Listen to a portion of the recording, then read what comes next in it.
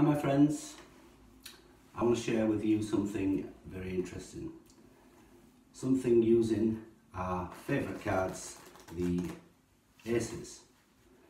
Now the reason we use the aces is because most magicians would describe these as being magical, along as well with normal original people like yourselves.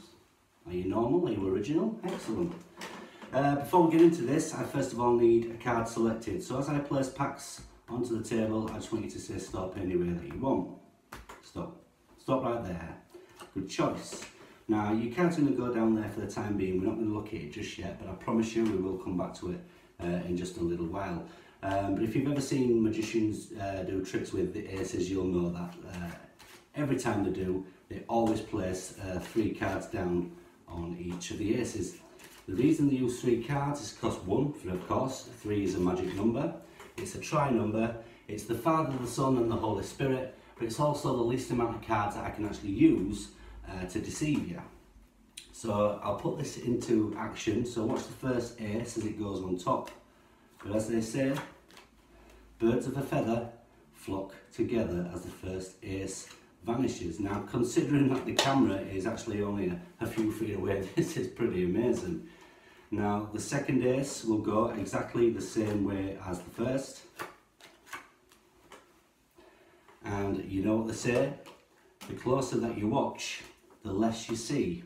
The less you see, the better for me. And one final time, the final ace, the ace of spades, vanishes into thin air, which then poses obviously the real question, and that is of course, where did the aces go?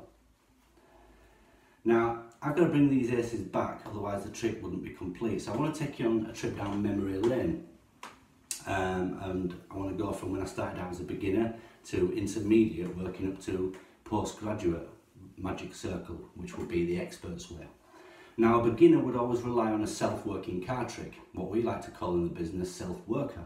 So if you remember at the beginning we had a card selected, this card will generate a number which will help us with the effect.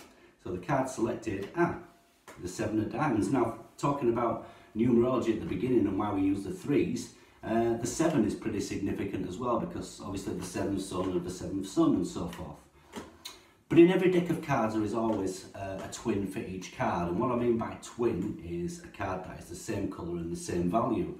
So for instance, the 3 of clubs, the twin would be the 3 of spades, and the twin for the 7 of diamonds would be, of course, the 7 of hearts. But if I just wave this 7 of diamonds over this pack, you can actually see, well you can't for the minute, but something strange actually happens.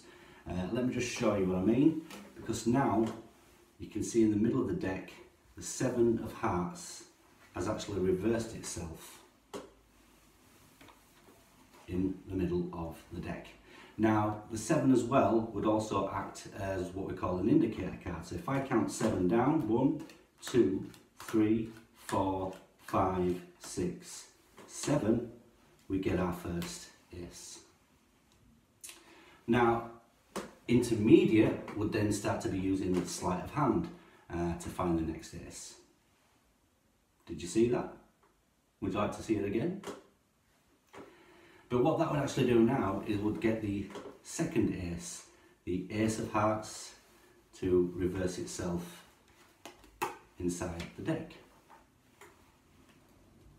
Now also the intermediate would also be working on magic which takes it out of his own hands and places it into the spectators. What I mean by that, it was then give the pack to the spectator and ask them to spell out 1 card per letter for the next ace, and I think it was the ace of diamonds, I think the third one was.